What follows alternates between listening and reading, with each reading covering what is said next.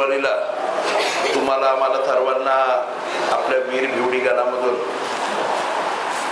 जिल्हा परिषदेचा आपला प्रतिनिधी 2026 ते 2032 साठी त्या ठिकाणी निवडायचा आणि पुरंदर पंचायत समितीसाठी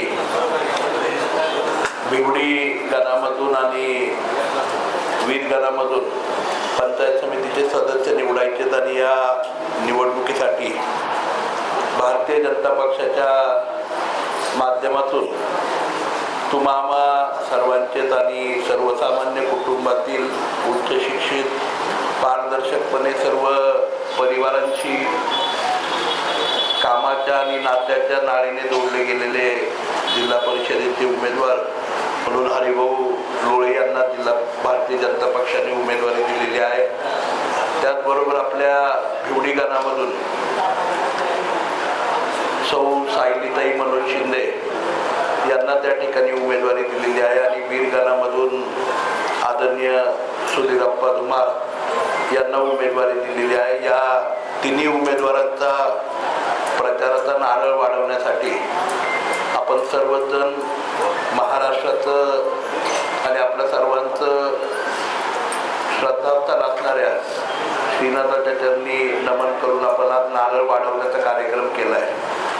खरं म्हणजे आजच्या या निवडणुकीला एक वेगळं महत्त्व आहे, कारण आपण बघितलं असेल हरिभाऊंनी सांगताना त्या ठिकाणी सांगितलं आणि काही मंडळी आता मगाशी मला कुणीतरी अनेक उमेदवारांचा स्टेटस दाखवला किंवा काही गोष्टी सांगितल्या, हरिभाऊ सुद्धा त्या ठिकाणी म्हटले।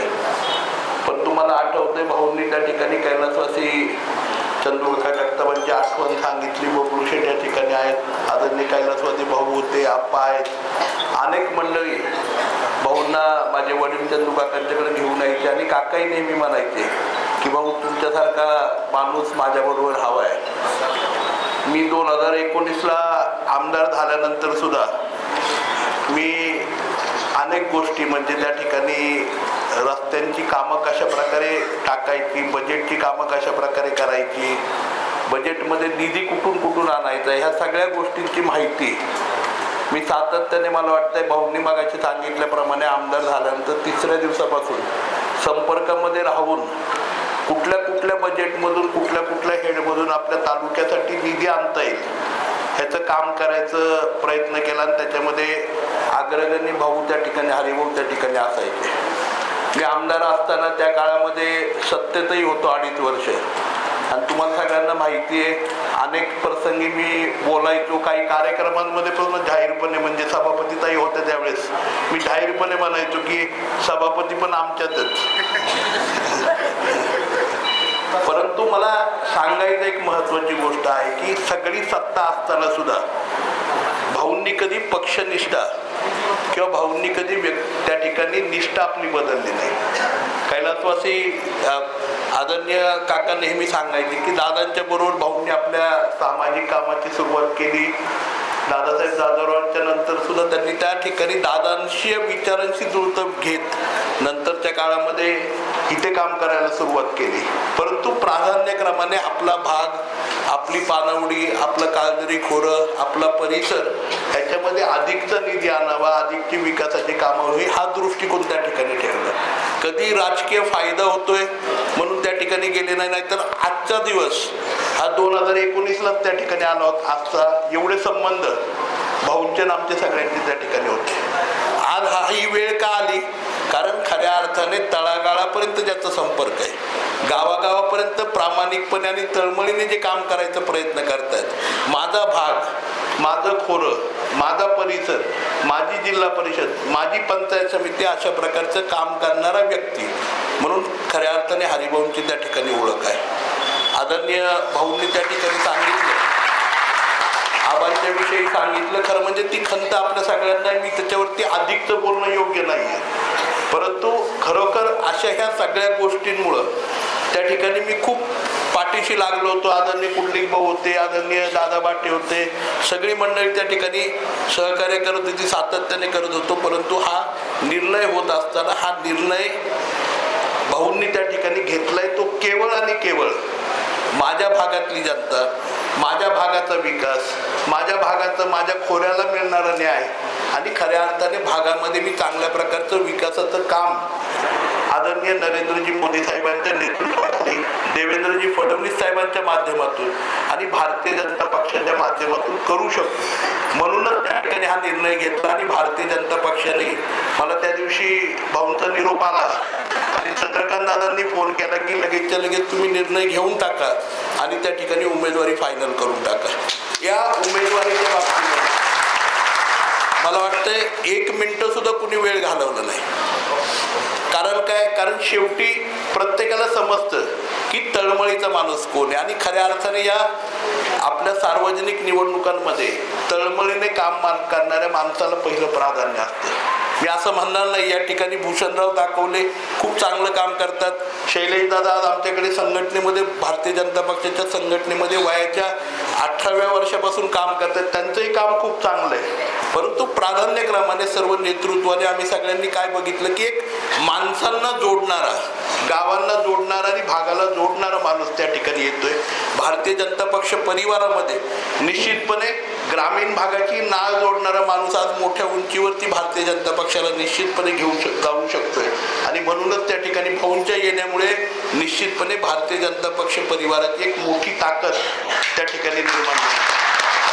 आज मला आपल्या सगळ्यांना सांगायचं, अनेक गावचे सरपंच या ठिकाणी आलेत, अनेक प्रमुख मंडळी या ठिकाणी आहेत. माझी या ठिकाणी पंचायत समितीचे सदस्य दिलीप दादा या ठिकाणी आहेत, चेअरमन या ठिकाणी आहेत, माऊली वचकल या ठिकाणी आहेत, निलेशराव आहेत, संतोषराव या ठिकाणी उपस्थित आहेत, माजी जिल्हा परिषद सदस्य सविराज आज तेही या ठिकाणी उपस्थित आहेत. त्याचप्रमाणे आमचे मंडलचे अध्यक्ष आदरणीय निगडे काका आहेत, विकासराव इंदलकर आहेत, त्याचप्रमाणे आमचे डॉक्टर नवले असतील, बाबूशेठ पोमन या ठिकाणी आहेत, बाबूशेठ बाठे या ठिकाणी आहेत, त्याचप्रमाणे तुषारजी आहेत, आदरणीय पंचायत समितीच्या सदस्य आदरणीय कोलते काकी या ठिकाणी आहेत, तुषार माहुरकरजी, तुषार डुमे, त्याचप्रमाणे कैलासराव या ठिकाणी आहेत, आप्पा आहेत, आदरणीय दादा धुमाळ आहेत, त्याचप्रमाणे चंद्रकांत बोरकर आपल्या नारायणपूरचे माजी सरपंच, त्याचप्रमाणे तामानेजी या ठिकाणी आहेत. सगळी मंडळी, अनिल काकांनी या ठिकाणी स्पष्टपणे सांगितलं आणि मला अधिकचं बोलायची आवश्यकता नाही. मला वाटतंय आज शिंदे परिवारामध्ये जर बघितलं तर आबांचं काम तुम्ही बघितलं, डॉक्टरांचं काम आजही तळमळीने म्हणजे कुठल्याही प्रकारचा प्रचार न करता आज तळागाळापर्यंत प्रत्येक गोठ्यापर्यंत जायचं काम डॉक्टरांनी वेगवेगळ्या त्यांच्या ह्याच्या माध्यमातून शेतकऱ्यांच्या पर्यंत जायचं काम, त्यांच्या जितरपणाला जपायचं काम अतिशय भावनेने आजच नाही तर गेली सातत्याने अनेक वर्ष त्या ठिकाणी डॉक्टर मनोज शिंदे करतायत आणि सायलीताईंच्या रूपाने मला वाटतं आपण सगळीच मंडळी त्यांच्या पाठीशी त्या ठिकाणी उभे राहत. सुधीरप्पांचं कामही बँकिंगच्या माध्यमातून गेली अनेक वर्ष परिचय आणि या सगळ्या परिसरामध्ये त्या ठिकाणी आहे. तुम्ही सगळी मंडळी त्यांनाही चांगल्या प्रकारची साथ द्या आणि हा जो मतदारसंघ आहे मतदारसंघ मला वाटतं आपल्या तालुक्यातला सगळ्यात दुर्गम मतदारसंघ, अर्धा मतदारसंघ डोंगराळे, अर्धा मतदारसंघ बागायत आहे. जेऊरचे आदरणीय देशपांडे काका असतील, आनंद तांबे असतील, मांडकीचे राहुल काका वगैरे सगळी मंडळी, लपतळवाडीची मंडळी आहेत या ठिकाणी, हल्लीची मंडळी आलेली आहेत सगळी या ठिकाणी. सगळ्यांच्याच वतीने मला आपल्या सगळ्यांना एक नम्रपणे विनंती करायची, उद्याच्या काळामध्ये मगाशी आदरणीय माजी आमदार अशोक भाऊंनी त्या ठिकाणी सांगितलं की भाऊ 1 नंबरच्या मताने त्या ठिकाणी निवडून येतात आणि मला खात्री आहे भाऊ आणि हे पंचायत समितीचे दोन्ही उमेदवार आपण खूप अधिकच्या मतांनी त्या ठिकाणी निवडून द्यावेत. आणि मला एक आनंदाची गोष्ट तुम्हाला सगळ्यांना सांगायची, तुम्हाला सगळ्यांना माहिती आहे भारतीय जनता पक्षाची निवडणुकीची स्ट्रॅटर्जी आणि आम्ही भारतीय जनता पक्ष परिवारातले सर्व सदस्य म्हणून मी असेल, आदरणीय संग्रामदादा थोपटे असतील, आदरणीय राहुलदादा कुल असतील, आदरणीय सगळीच मंडळी म्हणजे जिल्ह्यातली सगळी मंडळी अण्णांच्या नेतृत्वाखाली आम्ही 40 मतदारसंघ निवडलेत. त्यातले 4ही आपल्या पुरंदर तालुक्यातलेत आणि निश्चितपणे या वर्षी पुणे जिल्ह्यामध्ये जिल्हा परिषदेवरती सुद्धा त्या ठिकाणी कमळ फुललेलं आपल्यासाठी आणि आपण बघितलं असेल पुण्याचा होणारा विकास, होऊ घातलेला विकास आपण सगळेजण बघताय. आदरणीय देवेंद्रजी फडणवीस साहेबांच्या माध्यमातून, प्रदेशाध्यक्ष रवींद्रजी चव्हाण दादांच्या माध्यमातून, चंद्रकांत दादांच्या माध्यमातून इथे किंतु परंतु नाहीये. उद्याच्या काळामध्ये आपल्या काळदरीच्या खोऱ्यामध्ये असेल, आपल्या वीरच्या भागामध्ये असेल, आपल्या परिंद्याच्या भागामध्ये असेल, आपल्या हरणीच्या भागामध्ये असेल, आपल्या मांडकी जेऊर ह्या सगळ्या परिसरामध्ये असेल, अतिशय सक्षमपणे विकासाचं दार उघडण्याचं काम भारतीय जनता पक्षाच्या माध्यमातून येईल. इथे कुठल्याही प्रकारच्या निधीची अडवणूक होणार नाही. तुम्ही बघितलं असेल, नाही तर काय झालंय मधल्या काळामध्ये सोपान काकांच्या पालखी मार्गासाठी आपण निधी आणला आणि तो निधी नीरेच्या पुढेच वापरला गेला. सोपान काकांची पालखी पुरंदरची.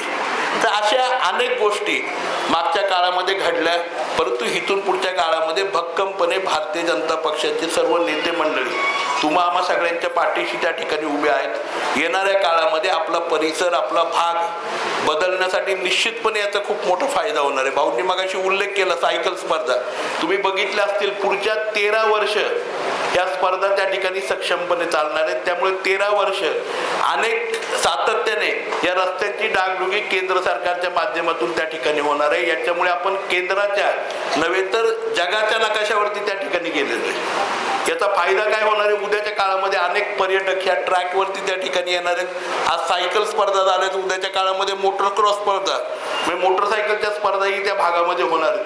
त्यामुळे येणाऱ्या काळामध्ये खूप मोठं विकासाचं दार आपल्याकडे उघडलं जाणार आहे. विमानतळासारखं उद्योग आपल्याकडे त्या ठिकाणी येतोय. विमानतळाबरोबर क्लस्टर आपण त्या ठिकाणी MIDCचे वेगवेगळे क्लस्टर आपल्या भागामध्ये त्या ठिकाणी बनवतोय.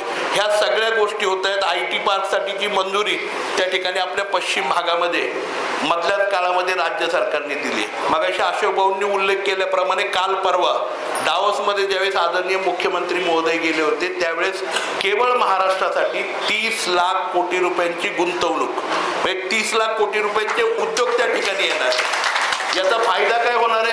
तर एखादा उद्योग जरी आपल्या पुरंदर तालुक्यामध्ये आला, एखादा उद्योग जरी आपल्या जेजुरी भागामध्ये आला, एखादा उद्योग जरी आपल्या नीरा परिंचे या भागामध्ये आला, तरी संपूर्ण परिसरामध्ये त्या ठिकाणी मुलांचा रोजगार असेल, उद्योगधंदे असतील, छोटे क्लस्टर असतील, याच्या माध्यमातून खूप मोठ्या प्रमाणावरती आपल्या ग्रामीण भागाचा विकास त्या ठिकाणी निश्चितपणे होणार आहे. आज तुम्ही बघितलं असेल, भारतीय जनता पक्षाच्या माध्यमातून देवेंद्रजींची पूर्णपणे विकासाची दृष्टी ही पुरंदर तालुक्यावरती. त्यांचं नेहमी मत आहे की पुणे जिल्ह्याचा हा दक्षिण भाग म्हणजे भोर असेल, वेल्हा असेल, पुरंदर असेल, हा सातत्याने वंचित आहे आणि या भागाला विकास करण्यासाठी मला असेल, संग्रामदादांना असेल, सातत्याने देवेंद्रजी म्हणतात की या भागाचा कायापालट मला त्या ठिकाणी करायचा आहे. याच्यासाठी फक्त तुम्ही 2 गोष्टी करा. इथल्या पंचायत समिती आणि इथले जिल्हा परिषदेचे सदस्य तुम्ही मला बहुमताने त्या ठिकाणी निवडून द्या. जे तुम्हाला लागेल त्या सगळ्या गोष्टी देण्याचं काम देवेंद्रजी फडणवीस साहेब आपल्याला करणार आहेत. आणि मला आपल्या सगळ्यांना नम्रपणे विनंती करायची आहे, आज तुम्ही बघितलं असेल,